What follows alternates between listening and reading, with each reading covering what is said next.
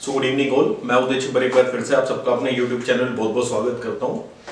तो आप सबको याद होगा हमने लास्ट वीडियो पॉलिटी में बनाई थी और इस वीडियो के माध्यम से आज का जो हमारा टॉपिक रहेगा वो रहेगा ज्योग्राफी। तो मेरी कोशिश ये रहेगी कि हम पॉलिटी हमने जितना कर लिया उसमें ऑलमोस्ट 90% हमने कवर कर लिया है, और अगर आपने नहीं देखी तो एक बार प्लीज उसको जरूर रेफर कर लें। और आज का जो हम स्टार्ट करेंगे वो करेंगे ज्योग्राफी। तो मेन रीजन इसका स्टार्ट करने का ये है कि अब हमारा नवंबर चल रहा है, तो हम इसको एटलीस्ट फरवरी मार्च तक एक बार ज्योग्राफी, इकोनॉमी और जो आपके रिमेनिंग टॉपिक्स हैं वो खत्म कर दें, जो आपका स्टैटिक पार्ट है। अंडरस्टूड। फिर जो इसमें पार्ट रह चुका है ज्यादा हिस्ट्री पॉलिटी में, इनकेस कुछ कुछ रहता है उसको हम अलग से रिवाइज के तौर पे स्टार्ट कर लेंगे। अंडरस्टूड। तो आज का जो हमारा टॉपिक है वो है ज्योग्राफी फॉर यूपीएससी। अंडरस्टूड। अब ज्योग्राफी की अगर मैं बात करूं तो ज्योग्राफी आप सबको पता होगा, आप सबने अपने स्कूल टाइम में पढ़ी है अच्छे से। ये आपके I think third fourth class से स्टार्ट हो जाती है ज्योग्राफी ना। बेसिक चीजें उसमें जैसे कैपिटल कितनी है, स्टेट्स कितनी है, यूटी कितनी है, वो भी ज्योग्राफी है आपकी। अंडरस्टूड। तो एक्चुअल में अगर मैं यूपीएससी पॉइंट ऑफ व्यू से बात करूं तो ज्योग्राफी क्या है, तो इसके बारे में हम आज जानेंगे। अंडरस्टूड। तो अभी हम ज्योग्राफी बेसिक से स्टार्ट करेंगे, तो जो आपने पढ़ा हुआ है बहुत अच्छा है, अदरवाइज आप एक बार इसको फ्री माइंड से, आपको जैसे कुछ नहीं पता आपने उस वे में स्टार्ट करना है इसको। अंडरस्टूड। तो चलिए स्टार्ट करते हैं। फर्स्ट ऑफ ऑल ज्योग्राफी हमारी किस तरह से क्लासिफाई की गई है कि अगर जो सिलेबस हमारे यूपीएससी का है तो उसे क्लासिफिकेशन क्या है। तो ज्योग्राफी की अगर मैं बात करूं टाइप की, तो टाइप में हमारी टोटल ये जो आती है, ये आती है बेसिकली 6 टाइप की। अंडरस्टूड।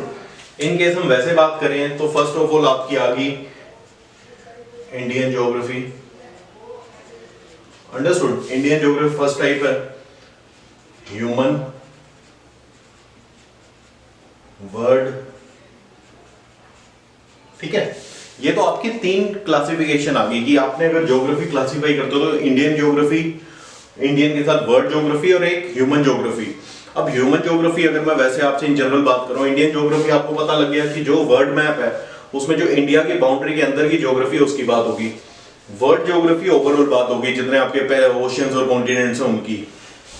ह्यूमन ज्योग्राफी की बात है कि जो आपके जहां पे ह्यूमंस रह रहे हैं उनका विद रिस्पेक्ट टू एनवायरनमेंट कैसे इंटरेक्शन है। अंडरस्टूड। तो वो आता है ह्यूमन ज्योग्राफी में।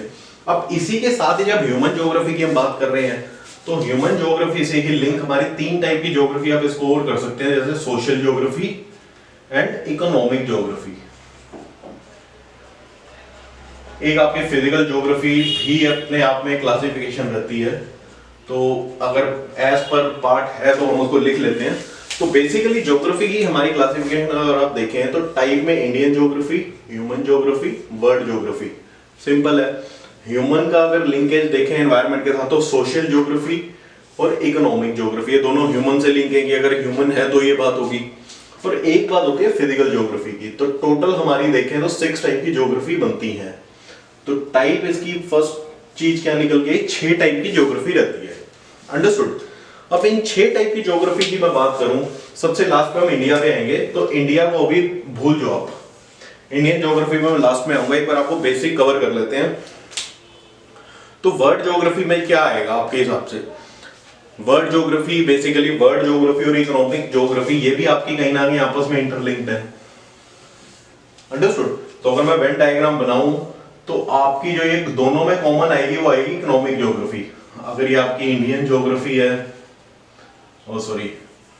अगर ये आपकी ह्यूमन ज्योग्राफी है और ये आपकी वर्ल्ड ज्योग्राफी है, वर्ल्ड कह लो या इंडियन कह लो, तो जो इकोनॉमिक ज्योग्राफी है वो दोनों में कॉमन एरिया आएगा। क्लियर है? इससे क्या मतलब समझ आ रहा है? इकोनॉमी के मतलब भी आपका लेन देन का होता है। अगर हम इकोनॉमी जब स्टार्ट करेंगे तो लेन देन को ही इकोनॉमी कहते हैं, कि कितना फ्रीक्वेंटली आपका लेन देन चल रहा है तो उतनी अच्छी आपकी इकोनॉमी है। अब यहाँ पे लेन देन का मतलब कहां से आएगा इकोनॉमी का? तो बेसिकली ये आपकी बात करता है एग्रीकल्चर की।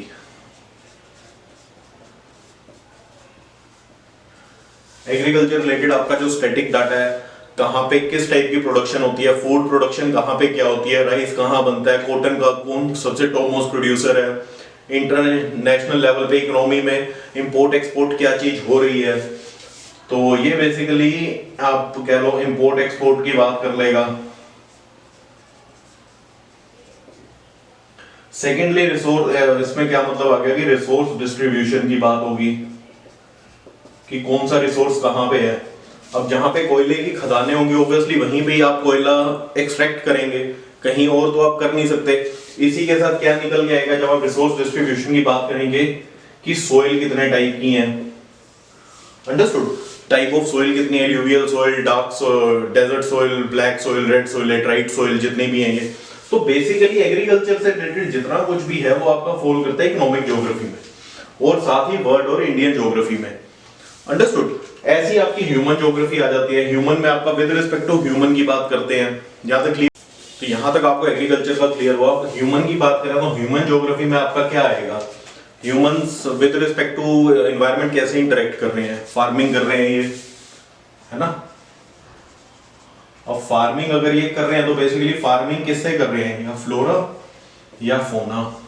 मींस फ्लोरा आपका हो गया, आप इसको फ्लावर या बेसिकली वो कहते हैं कि नेचुरल ग्रोइंग प्रोडक्ट्स, और फोना रिलेटेड टू एनिमल्स।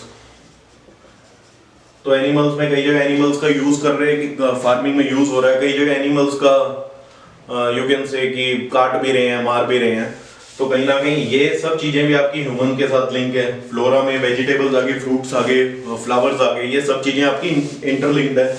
तो ह्यूमंस का आपका हो गया कि फ्लोरा फोना के साथ कैसे ह्यूमंस इंटरेक्ट करें, वो आपका ह्यूमन ज्योग्राफी में फॉल करेगा, है ना। ये सिंपल है, ये मैं आपको सिर्फ बता रहा हूँ, ऐसा सिलेबस में नहीं है। ये मैं आपको सिर्फ ये बता रहा हूँ कि अगर ज्योग्राफी हमारा इतना बड़ा सिलेबस है तो उसमें बेसिकली चीजें क्लासिफाई की गई हैं। ये आपकी ह्यूमन ज्योग्राफी में फॉल करती है, ये आपकी फिजिकल ज्योग्राफी में फॉल करती है, आपकी इंडियन ज्योग्राफी में, या आपकी वर्ल्ड ज्योग्राफी में। सिर्फ बताने का ये मतलब है, अंडरस्टूड। तो ऐसी आपका ह्यूमन ज्योग्राफी की बात हुई, तो ले लेके हमने इसके ऊपर बात करनी है, अंडरस्टूड। अब सिंपल लैंग्वेज में मैंने आपको एक बार ये तो बता दिया कि ज्योग्राफी हमारी कितने टाइप की हैं, टोटल 6 टाइप की हैं, किस तरह से उनकी डेफिनेशन, इकोनॉमिक ज्योग्राफी क्या बताती है, ह्यूमन ज्योग्राफी क्या बताती है, इंडियन ज्योग्राफी क्या बताती है, इसके बारे में हमने बात कर ली है। अभी हम जो बात करेंगे, जो मैंने आपको कहा बाद में बात करेंगे, वो है इंडियन ज्योग्राफी। अभी हम सिंपली इंडियन ज्योग्राफी की बात करेंगे, जो हमारा टॉपिक रहेगा स्टार्टिंग का, कि हमने स्टार्ट कैसे करना है ज्योग्राफी का। उसके साथ ही मैं आपको बुक्स बता दूंगा लास्ट में कि आप कौन सी बुक रेफर कर सकते हैं, अंडरस्टूड। तो चलिए इंडियन ज्योग्राफी स्टार्ट करते हैं। तो अभी हम बात करेंगे इंडियन ज्योग्राफी की। अभी आपको जो पता है आप एक बार सब भूल जाइए। अभी जो मैं आपको ज्योग्राफी रिलेटेड अब बताऊंगा, आपने सिर्फ उसको वो सुनना है और अपने माइंड में चीजें, आपको जैसे भी ज्योग्राफी अब तक आपने अपने हिसाब से पढ़ी होगी, क्योंकि हर किसी का माइंड चीजें एक्सेप्ट करने में और परसेप्शन क्रिएट करने में अलग रहता है ना। कोई इसको प्रैक्टिकली इमेज के हिसाब से सोचते हैं, कोई इसको बुक में कौन सी लाइन कहाँ पे दी हुई है उसके हिसाब से मेमोराइज करके रखते हैं। तो हर किसी का अपना रहता है। मैं जो आपको अभी ज्योग्राफी स्टार्टिंग में बताऊंगा, आपने उसको वो बेस बना के, वो फाउंडेशन बना के आगे चलना है, अंडरस्टूड। तो सबसे पहले हम बात करेंगे, अब इंडियन ज्योग्राफी है बेसिकली, तो हम अगर एक रफ सा मैप बनाऊंगा, मेरी मैप को प्लीज इतना वो मत कीजिए। तो अगर हम इंडिया की बात करें, है ना, लेट अस सपोज ये हमारा इंडिया का मैप है।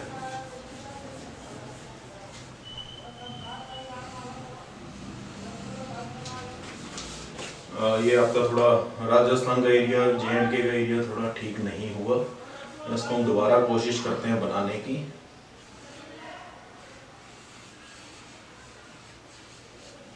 ओके, तो कुछ हद तक सिमिलर है। अदरवाइज यहाँ पे आपका वेस्ट बंगाल आप निकाल, बांग्लादेश निकाल दो तो आपका ये कुछ इस तरह बनेगा। तो अब बात करेंगे हम इंडियन ज्योग्राफी की। तो स्टार्टिंग करते हैं।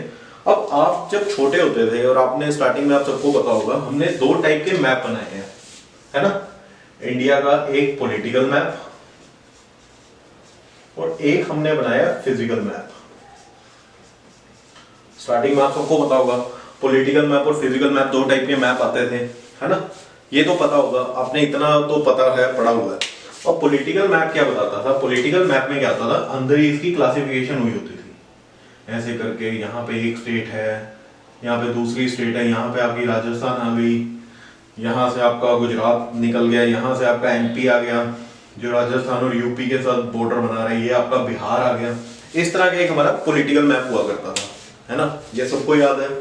ये बेसिकली स्टेट बता रहा है, ये राजस्थान है, ये आपका गुजरात हो गया, ये आपका एमपी हो गया, ये आपका यूपी हो गया, ये आपका उत्तराखंड हो गया, यहाँ पे आपका दिल्ली आ गया, ये आपका पंजाब, ये आपका हरियाणा, ये J&K और इन बिटवीन कहीं हिमाचल। एग्जाम्पल के तौर पे ये बेसिकली पॉलिटिकल मैप होता था इस तरह का, जहाँ पे डॉटेड स्टेट के हिसाब से क्लासिफिकेशन होती थी। सेकंड मैप होता था हमारा जहाँ पे कुछ नहीं होता था, ये खाली होता था। इसमें क्या हुआ करता था सेकंड वाले में, यहाँ पे एक रिवर का निशान आ गया, एक यहाँ पे रिवर का निशान, एक यहाँ पे रिवर का निशान, एक यहाँ पे, एक यहाँ पे, यहाँ पे आपकी हिल्स दी होती थी, यहाँ पे आपकी हिल्स दी होती थी, यहाँ पे हिल्स दी होती थी, है ना। ये आपका वेकेंट एरिया होता था, यहाँ पे समुद्र दिया होता था। ये जो मैप होता था ये होता था फिजिकल मैप, ये तो आप सबको याद होगा। अब बेसिकली आपने इसी को रेफरेंस पकड़ के चलना है, ठीक है। अब जो हमारा पॉलिटिकल मैप हुआ करता था, ये हमने मैप की बात की है, मैप की टाइप जो स्टार्टिंग में 3rd या 4th क्लास में फिल किया करते थे। ये मैप हमें क्या बताता है, जो ये पॉलिटिकल मैप हमें बताता है इंडियन पॉलिटी के बारे में, है ना, कि आपका पॉलिटिकल गवर्नेंस कैसी है इंडिया के अंदर, जो जो बाउंड्रीज बनी हुई है वहां पे पॉलिटिकल सिस्टम क्या है। इन्होंने उस पॉलिटिकल सिस्टम के हिसाब से इंडिया को क्लासिफाई किया हुआ था। ये जो मैप बताता है ये बेसिकली आपको बताता है ज्योग्राफिकल डिवीजन।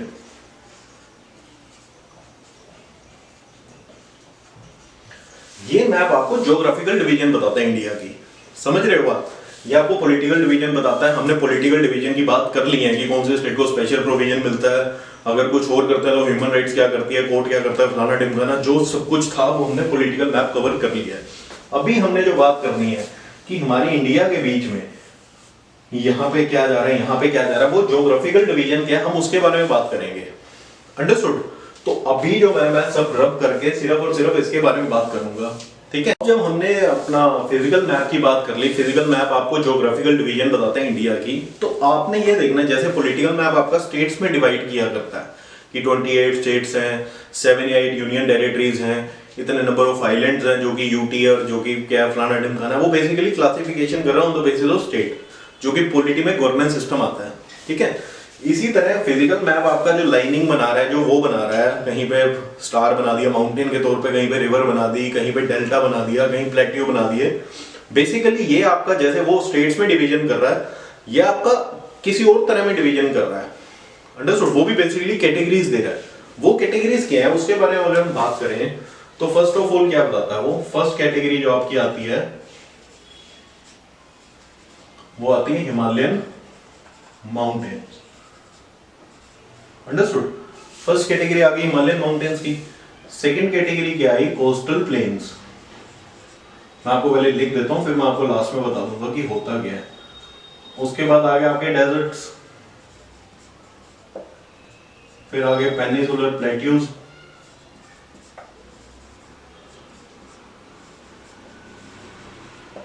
फिर आ गया कोस्टल एरियाज, और लास्ट में आ गया आइलैंड। अंडरस्टूड। तो फिजिकल मैप ऑफ इंडिया जो आपका, वो इंडिया को इन 6 कैटेगरीज में डिवाइड कर देता है।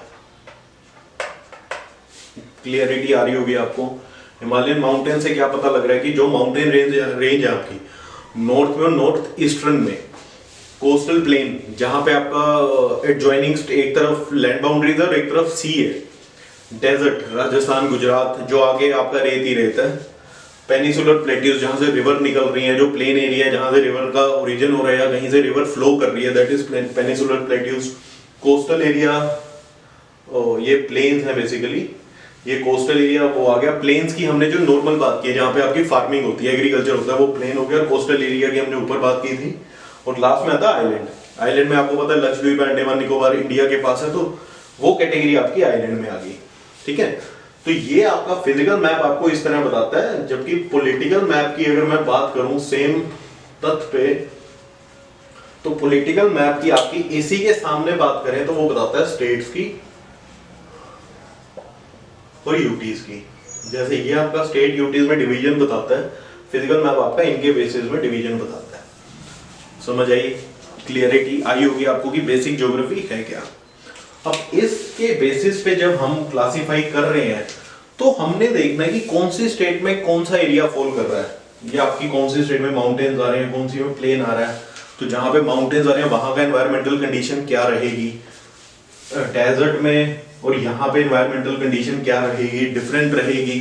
तो जब डिफरेंट रहेगी, अब फॉर एग्जांपल यहाँ का टेम्परेचर आपका 50 डिग्री तक जा रहा है मैक्सिमम, और यहाँ का मैक्सिमम टेम्परेचर ही 20 डिग्री तक जा रहा है। इससे आपने क्या देखना है, जब ये सिनेरियो ऐसा आएगा तो इसका मतलब है कि कुछ चीजें ऐसी होंगी प्रोडक्शन में, एग्रीकल्चर में, इंडियन लिंक तो एग्रीकल्चर से ही है सारा।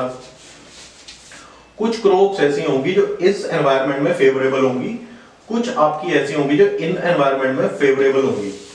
अंडरस्टूड? तो इनकी आपस में इंटरलिंकिंग, जो यहाँ पे पीपल रह रहे हैं वो अपने आप को किस तरह रख रहे हैं, किस तरह वहां की फार्मिंग के हिसाब से अपना गुजारा कर रहे हैं, यहाँ के पीपल कैसे गुजारा कर रहे हैं, रेनिंग का क्या पैटर्न है, कब बारिश आती है, कौन सा सीजन आता है, कौन से सीजन में कौन सी फार्मिंग होती है ना, और वो फार्मिंग इंटरनेशनल लेवल पे किस तरह इंपोर्ट एक्सपोर्ट करके इकोनॉमी में योगदान देती है। अंडरस्टूड? तो ये हमारी पूरी ज्योग्राफी का लेन देन है जिसके बारे में हमने बात करनी है। इसमें मैंने आपको स्टैटिक और जो आपकी करंट अफेयर है दोनों के बारे में ओवरव्यू दिया है, बट हम जो बात करेंगे वो हम बात करेंगे स्टैटिक की। अंडरस्टूड? स्टैटिक में हम बात करेंगे तो स्टार्ट करेंगे माउंटेन से, जो कि हमारा फर्स्ट लेक्चर रहेगा ज्योग्राफी का। अंडरस्टूड? तो ये मैंने इंट्रोडक्शन और बेसिक देने की कोशिश की है, जो कि मुझे लगता है आपको समझ आई होगी, और अगर नहीं आई तो प्लीज एक बार वीडियो दोबारा देख लें। तो और रही बात लास्ट, जो मैंने आपको बताया था कि मैं बुक्स के बारे में आपको बताऊंगा, तो बुक्स आपने जब रेफर करनी है तो फर्स्ट वन है जी.सी. लियोंग, ये basically certificate of physical and human geography. Second आती है एनसीईआरटी, या जिस लेवल से स्टार्ट कर सके उतना बढ़िया है, मैं यही कहूंगा। अगर आपकी ज्योग्राफी स्टार्टिंग की अच्छी है तो आप 6-7 से रेफर करें, अगर नहीं अच्छी तो 3rd-4th से स्टार्ट करें, क्योंकि बेसिक 3rd-4th में ज्यादा क्लियर होगा, और 3rd-4th ऑनवर्ड आपका बेस क्लियर बनता रहेगा। थर्ड आती है अभी माजिद हुसैन। माजिद हुसैन की काफी बुक्स हैं, काफी ज्योग्राफी से ही लिंक है जो, तो आप कोई भी पढ़ सकते हैं। रेफर, ये बेसिकली रेफर बुक्स है। माजिद हुसैन वाली आप ये कह सकते हैं रेफर बुक है। अंडरस्टूड? बट मैं यही कहूंगा कि स्टार्टिंग में आपको ये 2 बुक्स करनी पड़ेंगी। ये 2 बुक्स जब आप क्लियर करेंगे तो आप इस बुक को रेफर कर सकते हैं। अदरवाइज अगर आप डायरेक्ट ये बुक पढ़ेंगे तो आपको कुछ समझ नहीं आएगा। इसमें इतने हाई लेवल की ज्योग्राफी दी हुई है, वो तभी समझ आएगी जब आपका बेसिक क्लियर होगा इन बुक से। अंडरस्टूड? तो अगर आपने परचेज करनी है तो फर्स्ट ये दोनों परचेज करना, उसके बाद आप ये देखना, ठीक है? जस्ट रेफर के लिए रखना, और बाकी हम तो लेक्चर दे ही रहे हैं तो आपको साथ साथ समझ आता ही रहेगा। अंडरस्टूड? तो उम्मीद करता हूँ आपको लेक्चर समझ आएगा, और नेक्स्ट लेक्चर से हम पार्ट 1 स्टार्ट कर देंगे ज्योग्राफी का। तो प्लीज वीडियो को लाइक एंड शेयर जरूर कीजिए, चैनल को सब्सक्राइब करना मत भूलिए। इन दी एंड थैंक यू एंड जय हिंद।